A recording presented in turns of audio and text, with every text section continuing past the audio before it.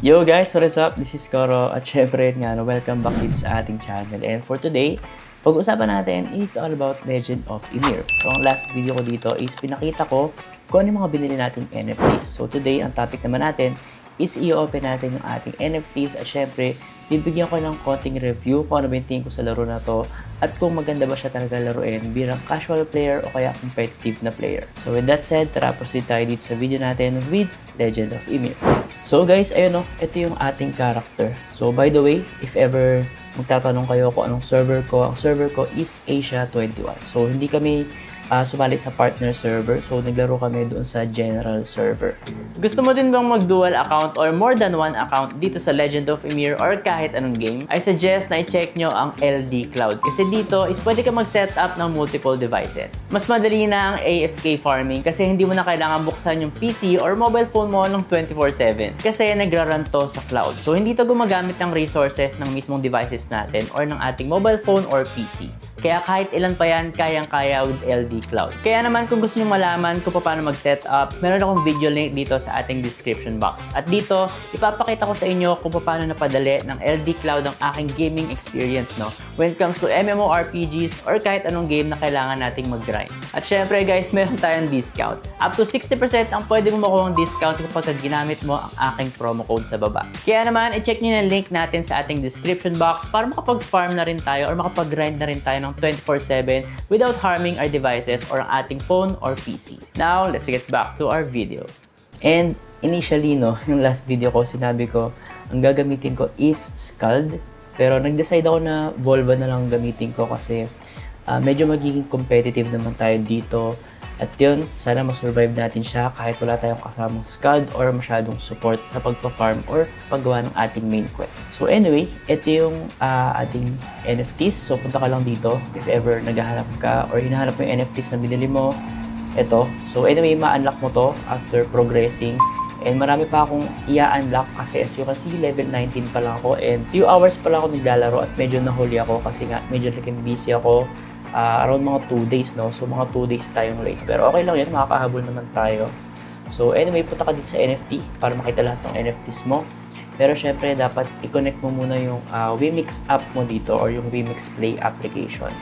So, after connecting, makikita mo na dito yung mga binili natin, no? So, yung Ymir Cash natin or yung Ymir Gift Card. So, nagamit ko na yung Ymir Cash nito and papakita ko sa inyo kung ano yung mga binili ko dito kanina.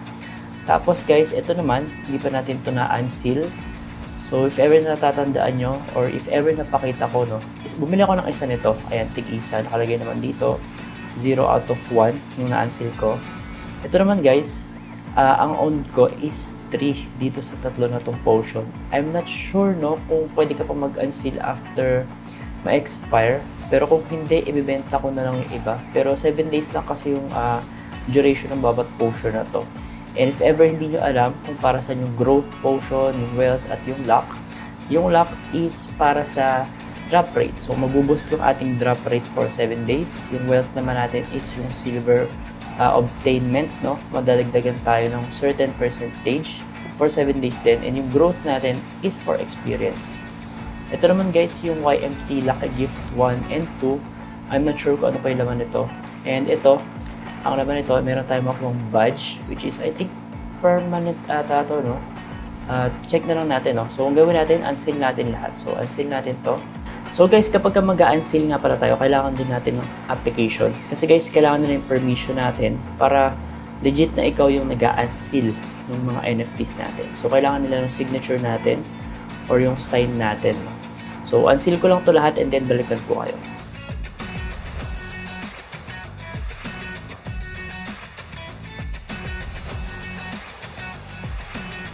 So yun guys, no, na-unseal na natin lahat and so kasi wala na dito yung Ymir Cash Shop package natin kasi na-unseal na nga natin. Tapos ito naman mga package natin is meron pa tayong sobrang tigda dalawa.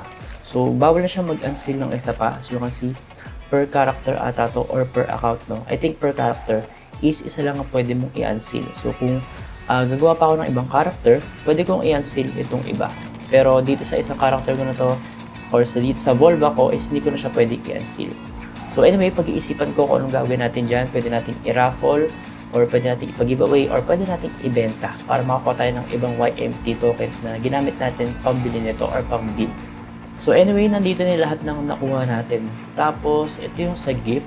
Ito, YMT Lucky Gift. Tapos yung isa, I'm not sure kung nandito na rin siya or parang naghalo na ata sila. So anyway, open natin siya para makita natin kung ano yung mga component. So ito yung mga laman daw niya. So open na lang natin lahat. So max lang natin to. Yan, nakuha natin. Tapos, ito pa, open din natin to. So higher scroll. Yan. So open natin muna lahat guys. Para syempre isang bukasan lang tayo lahat. So max natin to. Tapos pili tayo dito. Ito nga pala guys, bonus to na pang stats. No? So ito yung tinatawag natin na play zone. So click nyo yan, so makikita nyo, ito is for attack. And yung isa naman, ito yung skull pang attack. Itong hati or hati, no, is for defense. Ayan. So pwede mo siya magamit parehas, no, if I'm not mistaken. No? So try na lang natin. So kung gawin natin, dalawa. So gawin natin, tatlo na lang dito sa skull. Ayan. So medyo marami naman tayo i-open kasi bukod doon guys, pakita ko lang sa inyo. Bumili rin ako dito sa kanilang shop. Ayan. So may mga binili tayo dito. And ito, hindi ko na ito binili. I think hindi naman siya masyadong sulit. Sa event, ito may binili rin tayo. So hindi tayo free to play. Disclaimer lang. No? Tapos dito, ito, meron ding battle pass. So inactivate natin ito. Dalawa. Isa, dalawa. So bukod doon, meron pa pala sa shop. Ito guys, yung daily benefits. Ayan. So kinuha natin to lahat. So I think no, na-boost tayo dahil doon. So ito yung mga effects natin. Ito. Meron tayong mga effects na monster damage and hunting XP. Ayan. So bukod doon, nagpapatong ibang hunting XP as you can see. 20% na to. So bukod doon, meron pa tayong i-open yung growth package natin. So yan, open muna natin para makita natin kung ano yung mga total effects natin. So guys, ito yung nakuha nating dalawa na Blazon. Ito, pang def at attack. So equip natin siya. Kasi medyo mataas na yung CP ko, no? Natataasan ako sa CP ko kahit low level pa lang ako. Level 19 pa lang ako guys. Pero 26k na yung CP natin. And yung main quest natin, hindi pa tayo masyadong umuusad. Kasi like I said, no, kakalaro ko lang kanina and na-explore ko lang. So anyway, dun sa shop, meron din ako nabili kanina na ito. Pang sure siya na epic. So check natin kung sure. So pangkuha siya ng sure epic Valkyrie, no? So open natin siya. Tapos ang i-claim natin, syempre, yung pang Volva. Kasi yun yung gagamitin natin. So use natin. Ayan, tapos use din natin siya para ma-claim talaga natin. So ito na siya guys. So swerte guys yung iba naka-legendary. Si Lexi naka-legendary siya dito. So guys, check natin, nakuha natin for Volva, which is yung Valkyrie natin. So hindi pala siya sure epic guys, kasi may chance lang siya, no. So nakuha natin is rare. And yun nga, yun sana, susunod natin kukuhanin is epic. So try ulit natin mag-open ng isa pa. Kasi guys, meron pa akong isang ganun. So check ko lang so hanapin natin. So ito yun guys, so yung nabili ko yung Noble Salmon ticket. So click mo lang yan. So pwede ka mamili guys kung this year or yung Valkyrie. So choose ulit natin yung Valkyrie, no? And hopefully, makakuha tayo ng epic. Yan. So open natin siya. So syempre, Volva rin yung pipiliin natin. Volva. Yan. So sana epic na yung makuha natin. Kasi epic lang ang gusto makuha.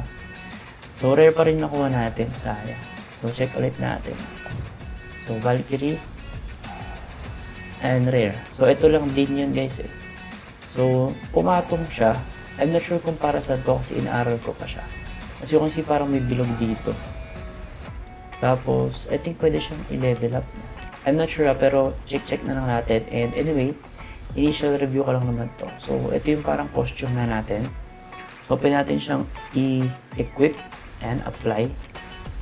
Tapos after that, meron tayo tinatawag na this year, which is yung ating mga pet. Ayan. So ito yung mga pet natin. So pwede rin tayo mag-combine to guys sa ibang mga MMOs, yung mga duplicates natin, para may chance na higher rarity makuha natin. After that, meron tayo tinatawag na companion. So dalawang uri yung companion natin guys. Merong for ground and meron din for air. Ayan. So parehas na akong naka-rare pa lang, no? And wala pa akong epic na kahit anong item. Ayan. So check na lang muna natin kung ano yung makuha natin sa ating mga pang-summon. So by the way guys, naka-medium lang ako na napakita ko lang saglit, na graphics. Kasi guys, yung high sa akin, kaya naman, kaya lang, medyo ano siya hindi ko siya gusto kasi, syempre, kakain siya ng maraming resources. Ayoko naman ng ganun. Medyo mabigat siya sa laptop. Although, okay naman ako mag-low. Pero for the sake of this video, syempre, para aesthetic and para mas magustuhan nyo, nag-medium tayo. So, yung kasi maganda yung graphics ni, ni Legend of Ymir. Tapos, pwede mong iba-ibahin dito yung ating angle ng camera. Ayan. So, camera mode. Click mo lang yan. Ayan. Tapos, dito naman guys, sa menu, isa sa nagustuhan ko, no? Medyo discuss ko lang saglit. Is, kapag click mo to, may menu, pwede ka mag-assign ng 3 shortcut na gusto mo. So, if ever ayaw mo itong mail, pwede kong remove and mawala siya dito. Pero kung gusto kong lagay ulit yung mail, kasi madalas siya nagpa-pop up guys eh. So, back natin. Ito. Click mo yung plus sign, click mo itong mail, and ma-assign na siya doon. Itong isa, nilive ko pa as blank kasi ang bala kong ilagay dyan is itong Valhalla, which is naka-lock pa siya sa akin. So, ilalagay ko siya dyan once na ma-open na natin. And itong Valhalla, I think di-discuss ko na lang siya sa susunod nating video. So anyway, ang focus ko naman dito is i-open lahat ng mga nasa atin pang summon. So check natin, unang-una muna itong Disir. So use natin to lahat. So meron nga pala silang PT system dito. So meaning ng PT system is kapag ka may certain amount of summons ka na nagawa, is meron ka makuhang guaranteed na rarity. So for example, after mo maka 40 summons, no, is makakakuha ka ng guaranteed na rare. After mo naman maka 50, after ng 40 mo, no, so total of 90, is pwede ka makuha ng rare to epic naman. Tapos after that, hanggang sa mag-epic ka. So yun, mas maraming summons, mas more chance na makasummon ka ng epic. At syempre, kapag ka minalas-malas ka, no, meron silang PT system, so pwede ka makuha ng epic after 270 summons. So, medyo madami-dami siya. So, anyway, gamitin natin yung ating pang-summon. So, gawin natin, click natin. So, hindi ko pa alam guys kung paano gamitin. So, click natin ito. Then, use natin. So, I'm not sure bakit kailangan ng diamonds dito kahit meron tayong pang-summon. So, click na lang natin ito. It's 11. Ayan. So, huwag nyo click to guys ha. Magagamit yung diamonds nyo. So, click natin to. So, syempre, malas-malas tayo dyan. So, medyo malas-malas yung nakuha natin no, sa Disir. Ayan, so, hindi pala siya parang pang-upgrade. Talagang, ano pala siya, pet talaga siya. So, anyway, ang highest ko pa lang is eto. So, medyo malas-malas pa tayo. Pero open pa tayo ng iba pa. Check natin yung Valkyrie naman natin. So, dito, sana kahit pa paano may, kahit rare lang ulit, okay na yan. So, view all. So, puro common and uncommon. So, close natin. So, next guys, proceed tayo, no? So, hindi ko alam kung saan yung Sure Epic. Kasi may sinasabi yung mga kalala ko sana nakakuha sila ng Sure Epic eh. May binili sila sa mall. So, hindi ko sure. So, anyway, yung nga pala items natin na bago ko makalimutan. Naka plus 9 ako. And plus 9 yung items natin. Kasi, binili ko lang din yan sa mall eh. So, may advantage tayo kahit pa paano. So, zoom lang natin para mas okay. Tapos, summon ulit tayo. So, dito, piliin natin is Valkyrie. So, gawin natin. Spam natin guys yung Valkyrie. Try natin, no? Tapos dito, pwede ka mamili eh. Ito. Pang summon din. Kasi marami-rami tayo pang summon. And Valkyrie din. Marami naman tayong Valkyrie. 32 na yan. Tapos open pa natin to guys. Hindi tayo titigil hanggang di tayo nakaka-epic. Pero, malas-malas tayo guys eh. So, dito, 32 times 11. So, marami-rami to guys. So, try natin ito muna. Use natin to. Summon max 11. So, 11 lang yung max no, kada summon. So, spam natin. Naka-skip animation ako para mas mabilis. Try. Yan. So, sana, no, tumaas yung stats natin kahit hindi tayo makuha ng epic. At least, tumaas yung stats. Yung Disir, guys, tsaka ko natin intindihin. Gusto ko muna makakuha ng mataas-taas na Valkyrie stats, no. Yan. So, meron isa na parang maganda. So, sana, so, nakuha natin is pang scald. Pero may dagdag stats naman yan sa atin, kahit konti. Yan. So, yan, last 3. So, walang epic. So, nakailang summon na tayo. So, total of, hindi ko lang kung nakailang summon na tayo guys, pero meron tayong PT na nakuha. Ayan. So, abutin natin itong epic guys. No? So, next is, ito, gamitin natin ito guys. Ito, 11 summon. Ayan.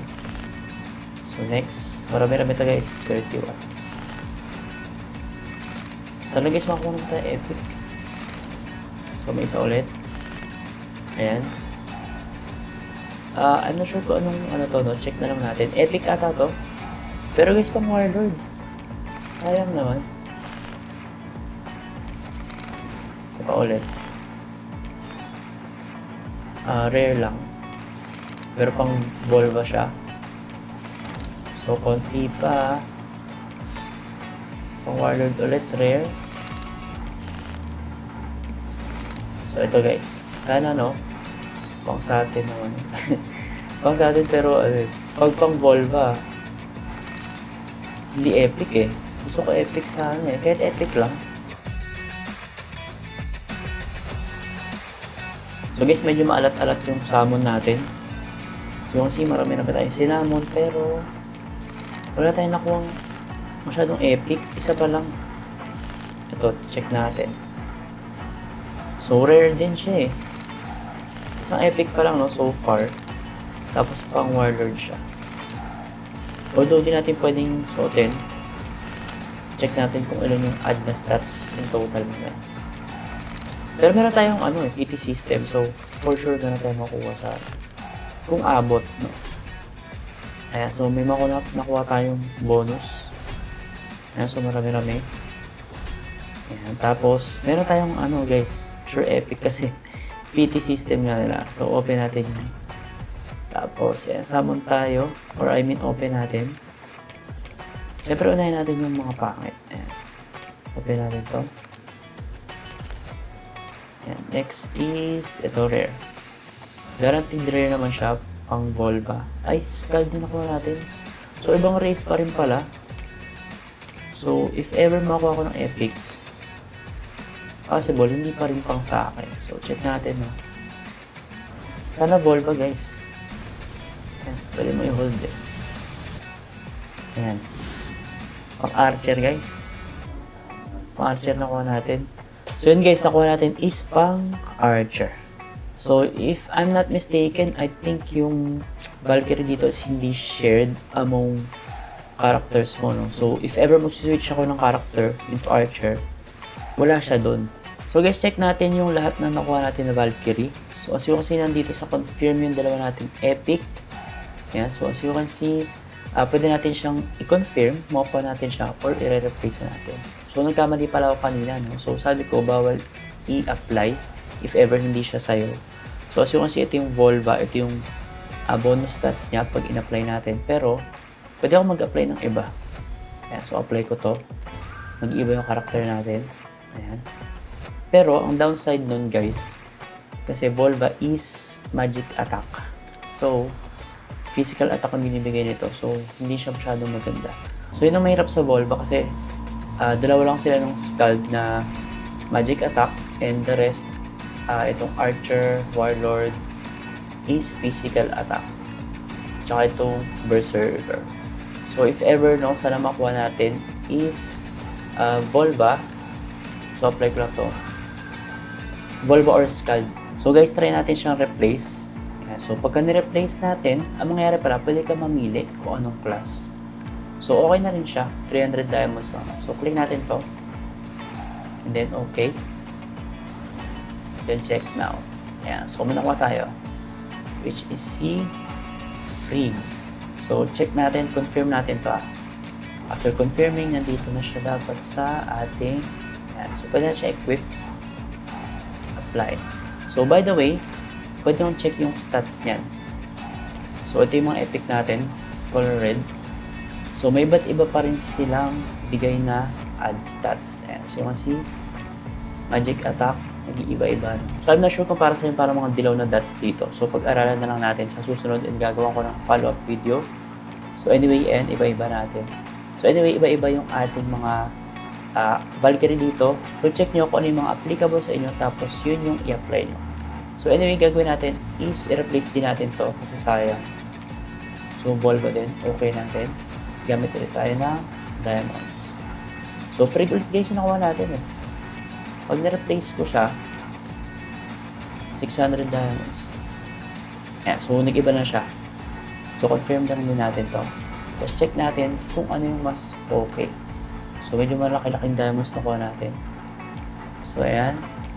So, mas okay pa rin guys, ito. No? Itong free. Compared dito. So, naging epic to, no? Parang kamukha niya itong isa.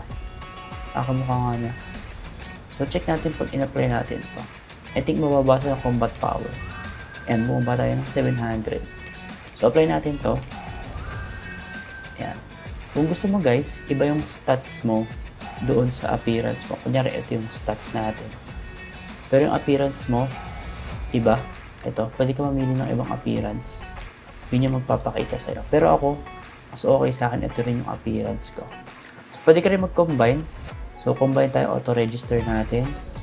Check natin kung makaka-epic pa ulit tayo. Ito yung mga sobra natin guys. So, huwag kayo mag-alala, auto-register nyo lang lahat, tapos i-combine nyo lang lahat ng pwedeng i-combine. So, kahit makarelo lang sana ulit, no? So, ayan, mga nakailang ready tayo. So, wala tayong masyadong makakombine. So, anyway, ang current CP natin right now is 32k. So, mataas na siya, no? Level 19 pa lang tayo. So, nga pala, kada nagpapagress kayo, pwedeng may lumabas dito. Ito. Parang, ano siya, limited time na offer sa inyo. So, pwede ka makuha ng pang-salmon. So, iba-iba yan. Depende sa inyo kung purchase nyo or hindi. Pero nga, review natin to, no? So, nilaro ko siya ng ilang oras. And, masabi ko na pwede siya for casual player kasi enjoy naman siya laruin. Yung graphics niya maganda. Tapos, yung mechanics niya madali lang. Madali lang. Para kami lalaro ng mga MMORPG na God of War or anything na mas madali. Kasi click-click ka lang dito, tapos may auto-battle naman siya. Tapos yung mga cinematic niya, maganda rin. If ever may ka sa mga story, may mga dialogues din. Tapos yun, ma-enjoy mo siya kung casual player ka. Tapos, pag mo intindihin yung iba't ibang mga players, kasi nga, if ever casual player ka, intindihin mo lang yung sarili mong progress. No? Tapos, if ever naman competitive ka, kailangan mo talagang gumastos, I think. No? Kasi marami ditong advanced talaga. So, for example, ito. May makuha kang pang summons, ganyan. Tapos, may makuha kang mga pang enhance. Tapos, like I said, no, katulad ko, meron akong mga buff. Ayan, good for 3 weeks or 1 month. So, anyway, open natin yung natin, yung potion natin or gamitin natin. Itong tatlo. So, check natin kung magpapatong yung growth dun sa iba nating current na XP bonus, no? So, una muna is ito.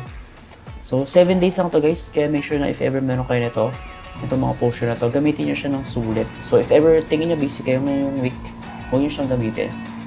So, ako gagamitin ko na siya. Ayan. So, ito rin. Tapos, ito rin. So, check natin. So, as you can see, pag click natin itong status, wala siya dito guys. Nandito siya sa una. Ayan, as you can see, no? Nandito siya. So, pumatong siya, guys, no? Bukod dun sa bonus natin dito, madami tayo ng bonus, hunting XP, ayan, silver gain, etc. Meron pa tayo dito. So, malaking advantage na yan para sa atin. And at the same time, yung costume natin or yung Valkyrie natin is epic. So, kahit pa paano, okay na rin yan. Tapos, bukod dun, guys, pwede ka pang gumamit ata nitong higher scroll, no? So, try natin, no? Gamit tayo ng isa. Tapos, check natin yung status natin. So, nandito siya sa... Ito, nandito siya sa umpisa. So, ayan, patong-patong na guys, no? So, try natin, gamit pa tayo ng isa pang scroll ito. Which is... 12. Ayan, tapos, lock. Pero, syempre, trial ko lang naman to. Baka gamitin ko muna sa susunod is ito mga nauna. Or pwede rin naman ito na rin, no? Pero kasi, para sa wealth, and sa lock, I suggest gamitin nyo siya kapag medyo higher level na kayo para hindi sayang. Pero kung masusulit nyo naman, okay din naman. So, ayan. So, marami tayong bonus. So, makakahabol na tayo kasi 2 days tayong late dito no, sa Legend of Ymir. Tapos guys, ito yun, may nakuha pa tayo ng Ymir Gift Card Collection Badge. So, pwede lang natin siyang i-register sa Ymir Gift Card Collection. So, crafting material, pwede rin siya magamit as crafting material, no? Pero check na lang natin sa collection. Tapos dito sa event. So, gift card. So, as you can see, hindi pala siya mag-take effect agad kasi kailangan mo guys ng 4. So, that pala 4 binili natin. So, hindi ko kasi alam na isa lang laman nun. So, pag nag-batch register tayo, register natin. So, isa lang. So, hindi pa siya mag-take effect kasi kailangan niya 4. So, kulang pa tayo sayang. So, gawin natin paraan. Para makuha ng iba. Babalikan ko kayo no, kung ano yung magiging progress natin dito. So anyway, this is just my initial review para mapakita sa inyo. And I think maganda siya for casual and competitive. Kasi yun nga, like I said, yung graphics niya maganda for casual player if ever gusto mo na maglibang. Ayan. Tapos for competitive players naman, meron silang guild system or clan. So pwede ka sumali. Tapos may mga guild war din na mangyayari sa susunod, I think. Tapos may server or cross-server wars din dito. So, parang sa Night Cross. So, if ever, no, competitive ka, and yun, gusto mo na mga ganitong laro, PvP, okay na okay din itong si Legend of Ymir. So, anyway, for their PK system, pwede mo click to. Yan, so, disable or enable PK mode. Ayan. So, pag nakaganyan, naka-on ka ng PK mode. Pag in-off mo yan, parang naka-peaceful state ka. So, hindi ka makapang PK. So, maganda yun, no? Kasi, if ever gusto mo na mag-farm, so, I'm not sure kung pwede ka pa rin atakihin, no? Kahit naka-peaceful ka. Pero, I don't think na pwede. So, maganda to. Kung gusto mo na mag-farm, and ayaw mong PK, off mo lang siya. Kung gusto mong PK or trip mo pumatay, i-on mo yung PK mode. So, anyway, ito yung kanilang itsura, no? Kapag ka nagmo-battle na. So, maganda naman yung effects niya. Like I said, naka-medium lang ako, no? If ever mas mataas yung specs ng device nyo, is mag-high quality kayo para mas ma-appreciate nyo yung graphics ni Legend of Ymir. Tapos guys, yung mana nila dito, nakikita nyo, matagal yung cooldown. Ito, 29 minutes or 30 minutes, no? Tapos yung potion natin, mabilis lang cooldown yan. Pero yun nga, yung mana potion is mahalaga dito. So, mahalaga yung stats natin na mana regen. So, as you can see, nag-regen naman yung mana natin. So, kapag marami na tayong skills, make sure na na-align yung mabuti or natatansya yung mabuti kung kasya yung mana nyo dun sa regen. So, for example, meron kang set of skills and ang required mana para matapos mo yung lahat ng skills na yun is around, for example, 500, no? Make sure lang, guys, na yung mana regen nyo is kaya niyang sakupin nyo. So, more than 500 or saktong 500 din. Kasi kapag ka ganon or mas mataas yung actual na nagagamit nyo kaysa dun sa mana regen nyo is maubusan kayo ng mana kapag ka nag-auto combat kayo or AFK farming. So matagal na kasi yung cooldown dito ng kanilang mana potion. And nga pala guys, yung mana potion is pwede rin siya mabili dito sa shop. So punta ka sa exchange, tapos consumable, eto. So you can see, 5 daily lang yung pwede natin mabili and medyo may kamahalan siya ng 15k ang isa. If I'm not mistaken, or 15k na yung 5. So, I think 15k isa, no? Yan. So, medyo mahal siya. And din nga, utilize nyo yung mana regen natin. So, make sure na kapag marami na kayong skills, which is yung skills nga pala natin, is nabibili din sa NPC. Mayroong skill book na nabibili doon. Tapos, meron ding skill na na-unlock via quest, which is yung tinatawag natin ng ultimate skill. So anyway, this is just my initial review and didiscuss natin yun along the way. So marami naman tayong video na gagawin dito katulad ng ginawa ko sa Rohan. So guys, I think yun lang yung first or initial review natin for Legend of Ymir. Pinakita ko lang sa inyo yung mga pwede natin dito makuha kapag bumili ka sa shop. Siyempre yung parang review natin or honest na opinion natin, no? Kung ano nga ba or okay bang laruin si Legend of Ymir bilang casual player or competitive player. So if ever gusto niyo mga ganitong content, make sure to follow me para naman maging updated ka. At syempre, magkakaroon ako syempre ng follow-up video dito. Like I said, lalaroin ko to and tatry natin humabol sa mga nauna. No? So dito na lang muna guys and see you sa ating next video. Ingat!